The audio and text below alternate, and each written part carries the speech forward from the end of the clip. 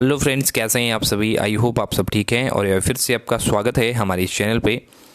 दोस्तों, आज की वीडियो के अंदर हम लोग कुछ डिस्कस करने वाले हैं एग्ज़ाम के पॉइंट ऑफ व्यू से, जो कि एग्ज़ाम के पर्सपेक्टिव से आपके काफ़ी क्वेश्चंस मेरे पास आ रहे हैं कि एग्ज़ाम कब तक होगा, ये सारी चीज़ें।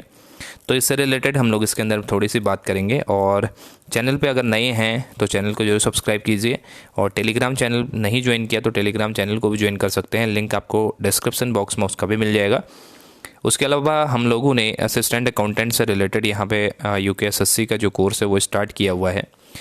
वो कोर्स ऑलरेडी हमारे पास उसमें 35+ स्टूडेंट इनरोल हो चुके हैं। तो आप लोग भी कंप्लीट क्रैश कोर्स को अवेल कर सकते हैं। बहुत ही मिनिमम फीस पे मैंने इसको रखा हुआ है ताकि मैक्सिमम स्टूडेंट इसका बेनिफिट ले सकें, जिसके अंदर आपको डिटेल्ड एक्सप्लेन्ड वीडियो मिलती हैं कंप्लीट सिलेबस की, और साथ में आपको PDF भी प्रोवाइड की जाती है।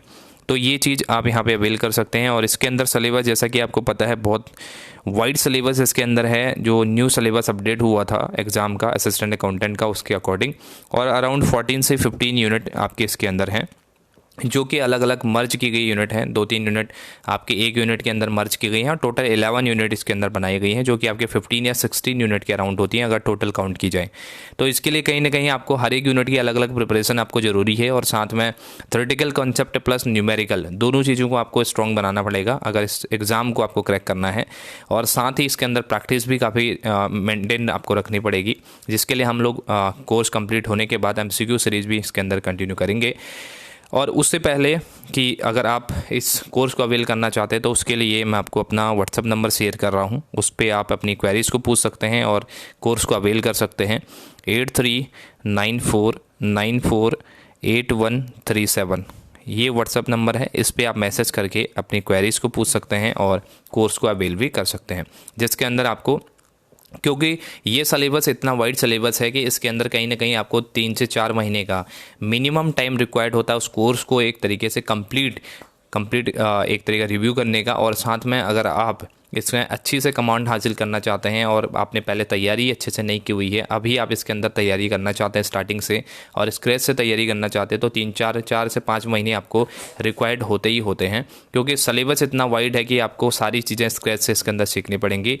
और उसके लिए अगर हम बात करें तो टाइम यहाँ पे काफ़ी कम है।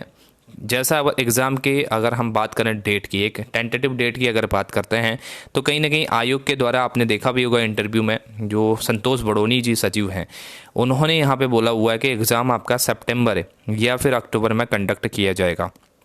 ये एक टेंटेटिव डेट है।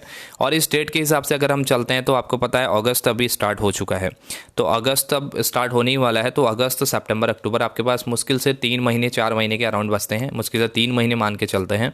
तो 3 महीने के अंदर आप एक अच्छी अपनी तैयारी कर सकते हैं, जहाँ के आपको ऑलरेडी नोट्स प्रोवाइडेड हैं, और नोट्स के आपको नोट्स ऐसे प्रोवाइड किए जाते हैं, क्रिस्पी नोट्स वो होते हैं।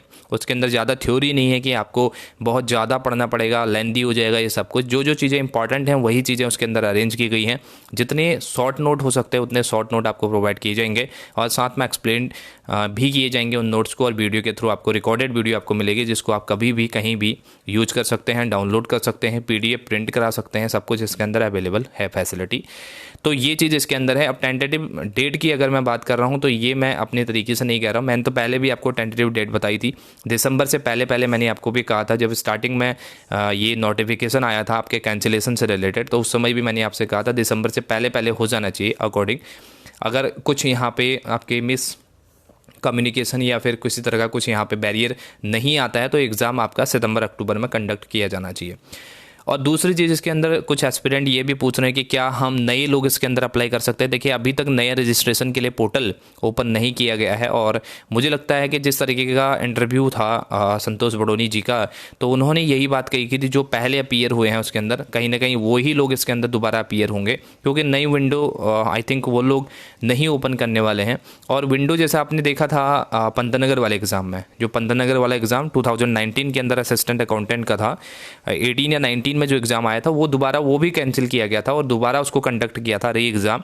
तो उस केस में भी इन्होंने यही किया था, री एग्ज़ाम उनका ही करवाया था जिन्होंने पहले एग्ज़ाम फॉर्म भरा हुआ था, राइट, जिन्होंने एग्ज़ाम दिया हुआ था बेसिकली वो लोग उसके अंदर थे। मतलब एग्ज़ाम फॉर्म जिसने भी भरा था उन सबको मौका मिला था उसके अंदर। तो बाद में आपने सिर्फ क्या किया था, उसके अंदर फ़ीस की पेमेंट नहीं करनी थी, आपने डायरेक्टली उस एप्लीकेशन फॉर्म को अपडेट करके आपने सबमिट करना था। तो यही चीज़ इसके अंदर देखने को मिल सकती है, मोस्ट प्रोबेबली यही चांसेस इसके अंदर हैं। तो जिन लोगों ने एग्ज़ाम, जिनका छूट भी गया था पहले एग्ज़ाम, वो लोग भी अब तैयारी कर सकते हैं और दोबारा से अटैम्प्ट आपको मिल रहा है, एक और मौका आप लोगों को मिल रहा है, तो वो यहाँ पे चीज़ें हो सकती हैं। इसके अलावा अब आपके पास में 2 चॉइसेस हैं।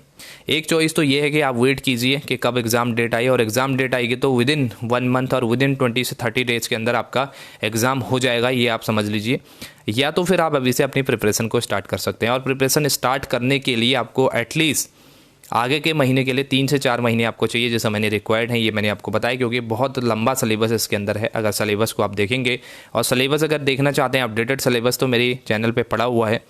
अगर आप प्लेलिस्ट पे जाएंगे तो आपको वीडियोस के लिंक में मिल जाएगा, अलग अलग जगह पे सिलेबस आपको मिल जाएगा, तो वो सिलेबस को देख सकते हैं। उसके अंदर आपकी हर एक यूनिट इंक्लूडेड है। अकाउंटिंग की यूनिट भी है इसके अंदर, मैनेजमेंट भी है, कम्युनिकेशन भी है, लॉ भी इसके अंदर है, ऑडिटिंग भी है, जीएसटी भी है, इनकम टैक्स भी है, सब कुछ इसके अंदर इंक्लूडेड है, और काफ़ी डिटेल सिलेबस ये है। क्लियर? तो इसके अंदर स्ट्रैटेजी आपकी ये होनी चाहिए कि चीज़ें किस तरीके से हमने पढ़नी है, क्योंकि इतना वास्ट सिलेबस होता है। अगर आप इसको थ्योरेटिकली या फिर बुक्स वाइज पढ़ने लगे तो आपके एटलीस्ट एक टॉपिक के लिए एक बुक आपकी रिक्वायर्ड होती है। जैसे मैं इनकम टैक्स की बात करता हूँ, इनकम टैक्स की सेपरेट एक बुक आपको एक उसके लिए चाहिए, एक यूनिट के लिए चाहिए, और उतनी बड़ी बुक आपकी होती है। उसके अलावा भी उसमें और भी चीज़ें हैं, जैसे टैक्स प्लानिंग है, या उसके अलावा जीएसटी भी है, तो उसके लिए आपको सेपरेटली हर एक के लिए एक एक बुक की रिक्वायरमेंट होती है। तो आपको उन चीज़ों को कैसे कंसाइज करना है, कैसे आपको ऑब्जेक्टिव टाइप एग्ज़ाम को टैकल करना होता है। आपको एक चीज़ ध्यान रखना, ऑब्जेक्टिव टाइप एग्ज़ाम जितने भी होते हैं आपके, चाहे किसी भी तरह का एग्ज़ाम होता है, उसके लिए आपको अलग तरह की एक स्ट्रेटजी अपनानी होती है, और वो स्ट्रेटजी ये होती है कि सेलेक्टिव चीज़ें पढ़नी होती हैं। आपको इतनी सारी चीज़ें नहीं पढ़नी, क्योंकि इतनी सारी चीज़ें, हम लोगों का ह्यूमन माइंड है, इतनी सारी चीज़ें हमारे दिमाग में रिटेन नहीं रह सकती हैं। अगर आप इतना थ्योरेटिकली पढ़ेंगे, जैसे हम लोग 12th में पढ़ा करते थे, अभी यूजी पीजी में हम लोग पढ़ा करते थे, उस तरीके से अगर पढ़ने लग जाएंगे ना, अगर न्यूमेरिकल सब्जेक्ट्स को या अकाउंटेंसी को या इनकम टैक्स को उतने तरीके से पढ़ेंगे, तो फिर वो चीज़ें आपके दिमाग में रिटेन रह ही नहीं सकती। अगर एक चीज़ पढ़ेंगे दूसरी चीज़ भूल जाएंगे। इसलिए आपको उन पॉइंट्स को ज़्यादा हाईलाइट करना है। मैं वीडियो के अंदर बताता भी हूँ किन पॉइंट पे एम्फेसाइज देना है, तो वो चीज़ें आपको ज़्यादा रिकॉर्ड करनी है, ज़्यादा आपको उन चीज़ों पे ध्यान देना है जो आप ही फ्रिक्वेंटली पूछी जा रहे हैं काफ़ी एग्जामिनेशन से। तो वो आपकी स्ट्रेटजी इसके अंदर रहेगी, और उसी के हिसाब से एग्ज़ाम को आप क्रैक कर सकते हैं। तो इसके हिसाब से अभी से अब तो तैयारी कीजिए। और बहुत सारे लोग बोलते हैं कि अभी तैयारी नहीं करनी चाहिए, एग्ज़ाम पोस्टपोन हो सकता है, एग्ज़ाम कैंसिल, क्या पता रिजल्ट आ जाए, ऐसा कुछ। तो ये आपकी मर्ज़ी है, आपको कोई कोई फोर्स भी नहीं कर सकता किसी को पढ़ने से, और कोई किसी को क्वालिफाई करने से भी रोक नहीं सकता। अगर उसने अच्छे से एग्ज़ाम को प्रिपरेशन करी है और सब कुछ, तो वो उसको कोई रोक भी नहीं सकता, सीधी सी बात है। ये आपका अपना डिसीजन है, जिसको तैयारी करनी है वो लोग तैयारी कर रहे हैं, और हमारे पास तो 35+ स्टूडेंट ऑलरेडी इनरोल्ड हैं, और वो लोग अपनी तैयारी बहुत अच्छे से कर रहे हैं। और बाकी उनकी बातों में मत आइए जो लोग कहते हैं कि एग्ज़ाम होगा या नहीं होगा। अगर नहीं भी होगा तो आपकी नॉलेज गेन होगी, किसी और एग्ज़ाम के अंदर काम आएगी, बाई चांस अगर नहीं भी हुआ तो।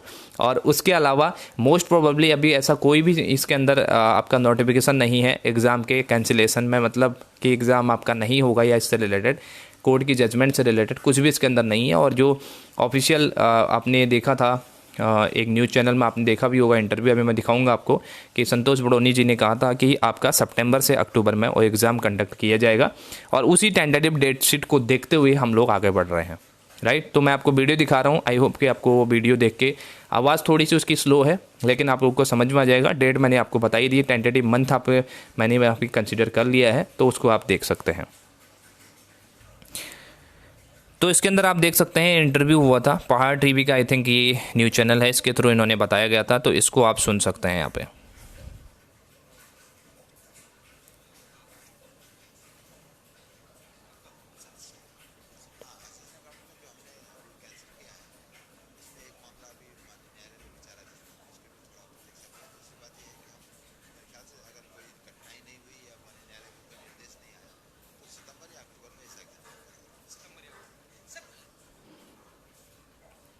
तो इस तरीके से आप देख सकते हैं इसके अंदर ये डेट एक टेंटेटिव मंथ बताया गया, तो इसके हिसाब से आप लोग अपनी प्रिपरेशन कीजिए।